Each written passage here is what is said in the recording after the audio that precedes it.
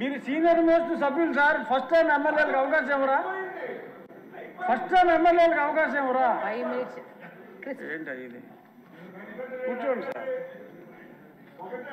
మీరు ఒకటి చెప్తారు, మీరు ఒకటి చెప్తారు. ధన్యవాదాలు అధ్యక్ష.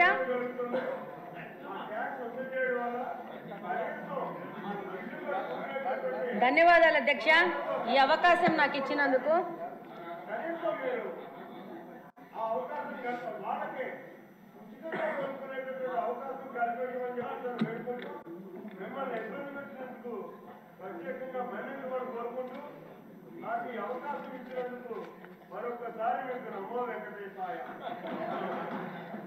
ధన్యవాదాలు అధ్యక్ష.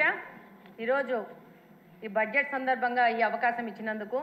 వెనకబడిన ప్రాంతం రాయలసీమ ప్రాంతం, అది కడప నియోజకవర్గం నుంచి వచ్చాను. ఈరోజు కడప అంటే చారిత్రాత్మకంగా వెంకటేశ్వర స్వామి తొలి గడప కడప నుంచి వచ్చాను. విపరీతమైన మినరల్ రిసోర్సెస్ ఉన్న ప్రాంతం నుంచి వచ్చాను. కానీ మా నియోజకవర్గానికి మంచినీళ్ళు లేని పరిస్థితిలో మేము చాలా కొట్టుమిట్టాడుతూ ఉన్నాము.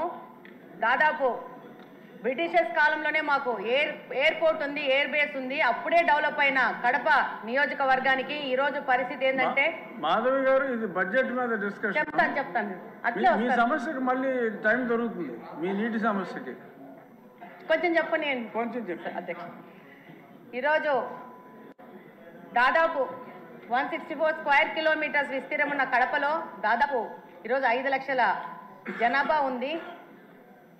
1971లో 23,000 జనాభా ఉన్న ప్రాంతం ఈరోజు 5 లక్షలుగా జనాభా తయారైంది. కానీ ఈరోజు బడ్జెట్లో కేటాయింపులు చాలా విభాగాలకు కేటాయించినారు. అందులో భాగంగా ఈరోజు మా ప్రాంతం నుంచి మాకున్న ప్రధాన సమస్యను ఈరోజు సభ దృష్టికి తీసుకురావాలని చెప్పి ఈరోజు మీకు అవకాశం అడగడం జరిగింది. అందులో భాగంగా ఈరోజు మాకు వాటర్ రిసోర్సెస్ గురించి చూస్తే 2 water resources, Penna river, Buggavanka almost అది ఫంక్షనింగ్లో లేదు. పెన్నా రిసోర్సెస్ వస్తే, పెన్నా రివర్కి వస్తే 2 గండి water works, Lingampally water works నుంచి మాకు నీళ్ళు వస్తున్నాయి. దాదాపు కరువు పీడిత ప్రాంతం వల్ల దాదాపు ఏ డివిజన్లో కూడా 3 నుంచి 4 రోజులకు గాను ఒక్కసారి నీళ్ళు ఇవ్వలేని పరిస్థితిలో కడప నియోజకవర్గం నడుస్తూ ఉంది. దాదాపు 20% గృహాలకు ఇంకా మంచినీళ్ళ కనెక్షన్ లేదు. మేము కార్పొరేషను దాదాపు 20 సంవత్సరాలు కార్పొరేషన్గా ఏర్పడి 20 సంవత్సరాల నుంచి 10 సంవత్సరాలు కాంగ్రెస్ పార్టీ, 10 సంవత్సరాలు వైసీపీ పార్టీ, కార్పొరేషను అక్కడున్న శాసనసభ పక్షగా వాళ్లే ఉంటూ గవర్నమెంట్లో లాస్ట్ 5 సంవత్సరాల నుంచి అదే పార్టీ ఉన్నా కూడా పూర్తి నిర్లక్ష్యానికి గురైంది. ఈరోజు ఈ బడ్జెట్ సందర్భంగా ఈ యొక్క సమస్యను మీ ద్వారా ప్రభుత్వ దృష్టికి, మిగతా సభ్యుల దృష్టికి తీసుకుపోవాల్సిన అవసరం ఉంది. కార్పొరేషన్ అని చెప్పుకోవడమే కానీ కార్పొరేషన్లో మంచినీళ్ళు ఇవ్వలేని పరిస్థితిగా కడప నియోజకవర్గము ఈరోజు ఉంది. ఈరోజు దాదాపు 95% రామనాయుడు గారు ఆవిడ సమస్య వినండి సార్ కొంచెం. అవును అన్నా, వినండి అన్న. 95% ప్రజలు ఇంకా తాగడానికి మంచినీళ్ళు కొనుక్కునే పరిస్థితిలో ఉన్నారు. ఎంత దుర్భరమైన పరిస్థితి అంటే వాటర్ ప్లాంట్ల నుంచి వచ్చిన రిమైనింగ్ వాటర్ని కూడా పట్టుకొని పోయి గృహ అవసరాలకు వాడుకునే పరిస్థితిలో కడప నియోజకవర్గం ఉంది. కార్పొరేషన్కి సమ్మర్ స్టోరేజ్ ట్యాంక్ లేదు. మనకు ఎన్నో కార్పొరేషన్స్ ఉన్నాయి. అత్యంత హీన స్థితిలో ఉన్న కార్పొరేషను ఈ కడప నియోజకవర్గం యొక్క కార్పొరేషను. దాదాపు 100ల సంఖ్యలో వాటర్ ట్రీట్మెంట్ ప్లాంట్లు పెట్టుకొని వ్యాపారస్తులు నీళ్ళు అమ్ముకుంటా వ్యాపారం చేసుకునే పరిస్థితి. లాస్ట్ వైసీపీ గవర్నమెంట్లో వైసీపీ నాయకులు స్కూళ్ళని కూడా మూయించేసి దాంట్లో కూడా వాటర్ ప్లాంట్లు పెట్టుకొని నీళ్ళు అమ్ముకునే పరిస్థితులు కడప నియోజకవర్గం ఈరోజు నడుస్తూ ఉంది. దాదాపు 5 లక్షల మంది జనాభా అంటే నివేదికల ప్రకారం 135 లీటర్స్ వాటర్ పర్ హెడ్ ఇవ్వాల్సి వస్తే 5 లక్షల మందికి దాదాపు 70 MLD వాటరు ప్రొవైడ్ చేయాల్సిన పరిస్థితిలో ఉండాల్సింది. ఈరోజు 40 MLD వాటరు ఇచ్చే పరిస్థితిలోనే కడప నియోజకవర్గం ఉంది. దాదాపు 1943లో గండి వాటర్ వర్క్స్లో బ్రిటిషర్స్ వాళ్ళు అప్పుడు 10-20 వేల జనాభాకు 12 MLDలో ఒక ఇన్ఫ్లేషన్ వెల్స్ కట్టే అదే ఇన్ఫ్లేషన్ వెల్స్ ఈ రోజుకు 2024వ సంవత్సరంలో కూడా అదే 12 MLD ఇన్ఫ్లేషన్ వెల్ ఇచ్చే వెల్నే వాడుకుంటూ కడపకు నీళ్ళు ఇచ్చుకుంటున్నాము.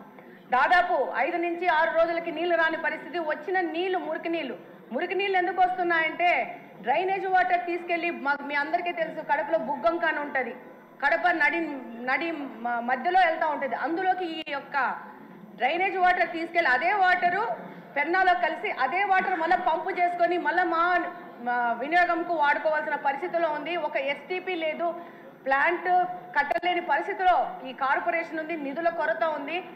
డెఫినెట్గా ఈ యొక్క పాత గవర్నమెంటు అంతకుముందు సోమశిల బ్యాక్ వాటర్స్ అనే ఒక పథకాన్ని ప్రకటించినారు కాంగ్రెస్ వాళ్ళ టైంలో, అది క్యాన్సిల్ అయిపోయింది. మళ్ళా తర్వాత మన తెలుగుదేశం ప్రభుత్వం ఉన్నప్పుడు 2018లో లింగంపల్లి మీద ఒక చెక్ డ్యామ్ కట్టాలని అప్పుడున్న ఇన్ఛార్జ్ శ్రీనివాస్ రెడ్డి గారు ప్రపోజల్ చేస్తే దానికి శాంక్షన్ చేశారు ఇరిగేషన్ మినిస్టర్ గారు. అది 19లో వైసీపీ గవర్నమెంట్ రాగానే దాన్ని కూడా క్యాన్సిల్ చేసిన పరిస్థితి ఏర్పడింది. ఆ తర్వాత 19 నుంచి 24వ సంవత్సరం వరకు వైసీపీ పార్టీ నుంచి గెలిచిన ఎమ్మెల్యేలందరూ రకరకాల ప్రాజెక్ట్స్ తీసుకొని వచ్చారు ప్రచారంలోకి. అందులో భాగంగా జిఎన్ఎస్ఎస్ ఎర్ర చెరువు అని చెప్పేసి ఒక ప్రాజెక్ట్ తీసుకొని వచ్చినారు. దాంతో పాటు ఒక్క నిమిషం అని అయిపోయింది, 1 minute అయిపోయింది. ఆ తర్వాత మళ్ళా మైలవరం నుంచి నీళ్ళు అని చెప్పి అదొక ప్రాజెక్ట్ తీసుకొచ్చారు, అది లేదు. మొత్తం పైపులన్నీ తీసుకొచ్చేసి ఆ యొక్క మా కడపలో పెద్ద పెద్ద పైపులు పడి ఉన్నాయి, దాని ద్వారా నిధుల దుర్వినియోగం జరిగింది. ఇప్పుడు కడప నియోజకవర్గం నుంచి నా యొక్క ముఖ్య వినతి ఏంటంటే మాకు మంచినీళ్ళు ఇవ్వండి అంతే, ఏవి అడగట్లేదు, టీవీలు అడగట్లేదు, ఫ్రిడ్జ్లు అడగట్లేదు, మాకు మంచినీళ్ళు కావాలని సభాముఖంగా కోరుకుంటున్నాను. ఇదొక కడప నియోజకవర్గంలోని ప్రజలందరి బాధను ఈ సందర్భంగా ఈ యొక్క సభ దృష్టికి తీసుకొస్తూ దానికి సంబంధిత మంత్రులు, ఇరిగేషన్ మంత్రులు గారికి, అలాగనే మున్సిపల్ మంత్రులు గారికి, ముఖ్యమంత్రి గారికి ఈ విషయం ప్రత్యేకంగా చెప్పాల్సిన అవసరం ఉంది. మా కడప నియోజకవర్గం 2 ముఖ్యమంత్రులను ఇచ్చింది. 2 ముఖ్యమంత్రుల యొక్క నిర్లక్ష్యానికో మరి వాళ్లకు కడప అంటే చిన్న చూపో, కడప హెడ్ క్వార్టర్స్ లో మంచినీళ్ళు లేని పరిస్థితిలో కడపను తీసుకొచ్చినారంటే చాలా దౌర్భాగ్యమైన పరిస్థితి. మా కడప నియోజకవర్గం ఒక డిప్యూటీ సీఎం ని కూడా ఇచ్చింది. ఆయనకు అవగాహన రాహిత్యం వల్ల దాదాపు కడప నిర్లక్ష్యం చేసుకుని కడపలో నీళ్లు లేని పరిస్థితి, నీళ్లకు రామాని కొట్టుకునే పరిస్థితికి ఈ రోజు కడపని తీసుకొచ్చారు. డెఫినెట్ గా మంత్రులు గాని, ముఖ్యమంత్రి గాని, సంబంధిత మినిస్టర్లు గాని ఈ యొక్క విషయాన్ని పూర్తిగా మీరు 3 నిమిషాల్లో ముగించమ్మా. ఆదినారాయణ రెడ్డి గారి తర్వాత ఆయనకి ఇద్దాం. అన్న థ్యాంక్ యూ అన్నయ్య అవకాశం ఇచ్చినందుకు. అట్లా వర్క్ చేయకుండా బిల్ చేస్తే మేము సస్పెండ్ చేస్తాం. వార్నింగ్. అధ్యక్ష, మొదటి ప్రశ్నకి సమాధానం 13,497 పోస్టులు వేకెంట్ ఉన్నాయి అధ్యక్ష. రెండో ప్రశ్నకి సమాధానం ఎన్డీఏ ప్రభుత్వం ఏర్పడిన తొలి సంతకం మెగా డిఎస్సి అని పెడతాం జరిగింది. తద్వారా 16,347 టీచర్ పోస్టులు భర్తీ చేస్తాం అధ్యక్ష. మూడో ప్రశ్నకి సమాధానం నోటిఫికేషన్ జారీ చేసిన 6 నెలల్లో ఈ ప్రక్రియ పూర్తి చేస్తాం. మాధవి గారు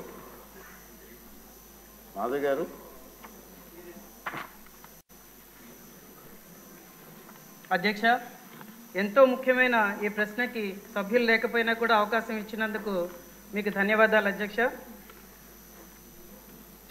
టీచర్